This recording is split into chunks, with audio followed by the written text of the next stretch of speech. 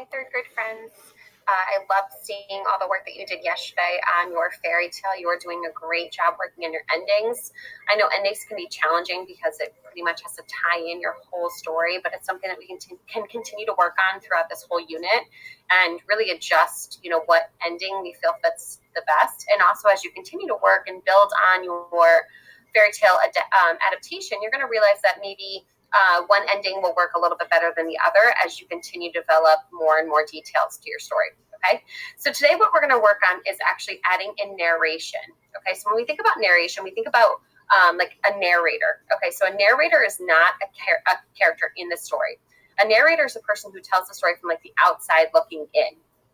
So if we think about doing this work, we want to think about like how most stories or most fairy tales in general typically begin. So what I'm going to do is I'm going to actually show you an example of Shrek. Okay, Shrek, actually the movie, does a really great job at the beginning of the movie kind of doing a narration of an overview of what the story is like. So I'm going to show you a quick little video. Just kind of pay attention to the language and how the narration really leads into what the story is going to be about. Okay, so watch this.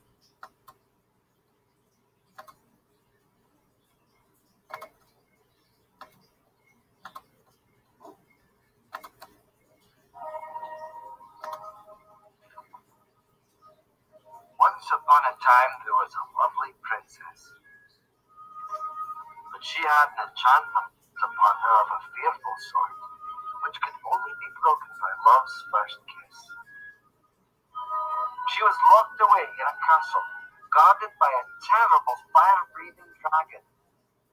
Many brave knights had attempted to free her from this dreadful prison, but none prevailed.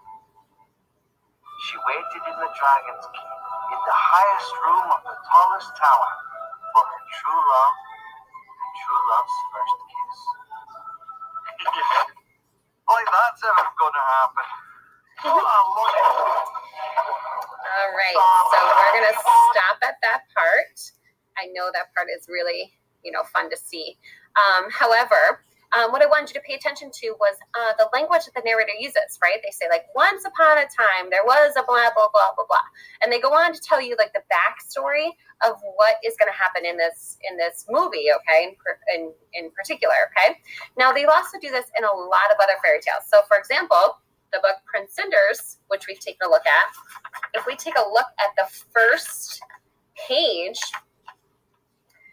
the first couple pages, they give you, again, some narration. So it says, Prince Cinders was not much of a prince. He was small, spotty, scruffy, and skinny. He had 3 big, hairy brothers who were always teasing him about his looks. They spent their time going to the palace disco with princess girlfriends. They made poor Prince Cinders stay behind and clean up after them.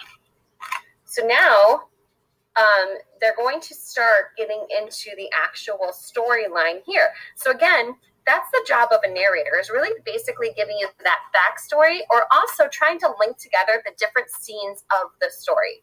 So what I'm going to do is I'm going to show you the story that Mrs. Feliciano and I are working on. And I just spent some time actually building in some narration to our scenes to make sure that our story was flowing. So that's really the biggest part about adding in narration, is making sure that your scenes are flowing from one thing to the next, because you don't want to just throw in information and then have the story not flow. So we have to really make sure that all of the information that we're providing really makes sense to the reader, and that all of the information makes they go together. And how you make that go together is by adding in pieces of narration that's going to tie the whole story together.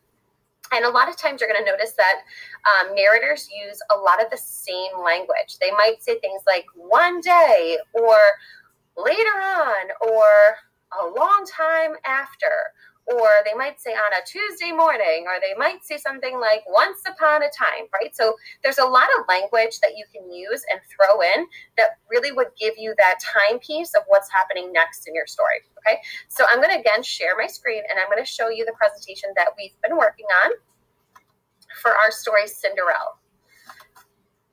So let's take a peek here. Okay, so what I've done is I've gone through and I've highlighted all of the information that's in blue is all narration. Because you have to think when you're setting up your story and you're doing your background and the backstory of what happened with your character, you have to really have someone else speaking. It's not going to be Cinderella going, oh man, my life has been really challenging. I grew up in the middle of New York City and I have two sisters who are really mean to me. She's not going to be the one that says that. Instead, what makes it more powerful is having narration. So I'm going to read you my scene 1. And so it goes, once upon a time, again, I'm using that language, in the middle of New York City, so I'm adding the setting, there was a girl named Cinderella who loved playing basketball. She was strong, athletic, and quick on her feet. She was the best basketball player in her neighborhood. So I've given now a language piece of fairy tales, once upon a time. I've given the setting. I've also named the character, and I've given character traits about my character, okay? Now I'm going to give kind of the information that kind of leads to what some of the problem is for Cinderella. Cinderella lived with her evil stepmother and stepsisters. She spent most of the time watching her stepsisters' cheerleading practices. Her stepmom was a former New York Knicks cheerleader. She would do anything to have the girls be on the cheerleading team. Okay, so now I'm setting up the story. Okay, so I know a couple things. Again, I know the character, setting. I know what the character wants, right? She loves basketball. She seems to be really engaged into it, but she's stuck kind of dealing with her stepmother and her stepsisters. Okay, so now I'm going to jump into my second scene. Now, if you notice here, I've added in narration because I want to make sure that when I do my backstory, now I'm setting up my scene. So I said on a Tuesday afternoon. So do you see how I gave a time and a place? On a Tuesday afternoon, Cinderella was watching the semifinals NBA basketball game. The game was almost over with only 30 seconds left to play. She heard a loud screech from down the hall. So again, narration, setting up what happens next in the story. The one stepsister said, Cinderella, grab my pom-poms. The other sister yelled, grab my water bottle. Cinderella let out a big sigh and grabbed the sister's belongings. She knew she was going to have to miss the end of the game. So again, I'm setting up the scene, okay? Now I'm going to go to my third scene. What are you reading? Cinderella asked. Mama got an invite to go to the NBA Finals at Madison Square Garden, said one of the sisters. It says I can bring 2 guests. Of course I'm going to bring my 2 favorite girls, her stepmother said. So there's a problem here. So I jumped from one scene to the next scene. However, I really didn't set this scene up. I didn't add any narration that's really going to show what's going on here. Okay? So I'm going to have to think, All right, so before we know that she had to go and videotape her stepsisters. Okay, so now, they're reading something. Let me think about where most people read stuff. So like for me in my house, we typically read all of our mail like in our kitchen. So we have a place where we gather all of our mail. So I'm thinking I'm going to have it be the mail. So they're reading the mail. They're probably going to be like kind of standing together in the kitchen. And, she's going to probably wonder what's going on. So I'm going to have to do some narration here. So again, I'm going to turn right now because, again, I'm trying to show you. I'm going to just change my color to blue so it kind of stands out for you. So I'm going to say something like this. Cinderella entered the kitchen after grabbing the stepsisters. Let me see how I ended the scene before. She grabbed the sister's belongings. She knew she was going to miss the game. Okay, so I've already kind of said that. So she entered the kitchen. So Cinderella entered the kitchen and saw her stepsisters and her stepmother huddled together reading the mail. Okay, so now I've kind of set it up.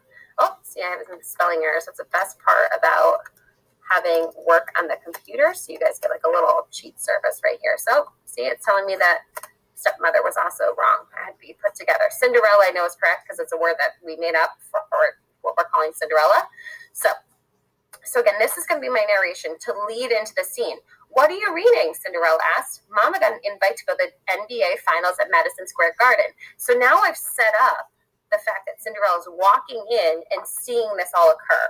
So this is the biggest thing that you have to do as a writer, is really make sure that your writing flows from one scene to the next scene. And how do you do that? We add a narration. So again, narration is a person who is outside of the story, who is telling added information that the reader might not gather from just having quotations from characters and having conversations. So instead, we have to add an extra background information, and that's the job of a narrator. So today, your job is going to be to work on some narration from scene to scene to scene. Now, you definitely want to make sure you have some narration at the beginning of your story that tells a backstory of your character, talks about, again, who the character is, the setting, and most likely the character traits that the character has, and then probably leads up to maybe the problem that's going to happen. So obviously your story is based around Little Red Riding Hood, so you might have to do the backstory about maybe how she got her name as Little Red Riding Hood, which is what the narrator does in the original version. You might have to give some backstory about where she's going, okay, and why she's going there. So obviously in the original version, she's going through the woods because she's going to go visit her grandmother who is sick, and she's bringing her a basket of food, right? So instead, if you're changing some of that story, you then have to discuss that and explain what your character is doing and why, before you jump into those narration scenes where the character deals with some of the problems that they're facing. Okay, so if you have any questions, obviously reach out to us during your office hour times with your teacher. But overall, I think you guys are doing amazing work. We just want to continue to make sure that our writing gets stronger and stronger each day. So I know sometimes writing can be challenging, especially when you're not working one-on-one directly with a teacher, but we're amazed at the work you're doing, and you're also very creative. So keep up the wonderful work, and we hope you have a wonderful day. Bye.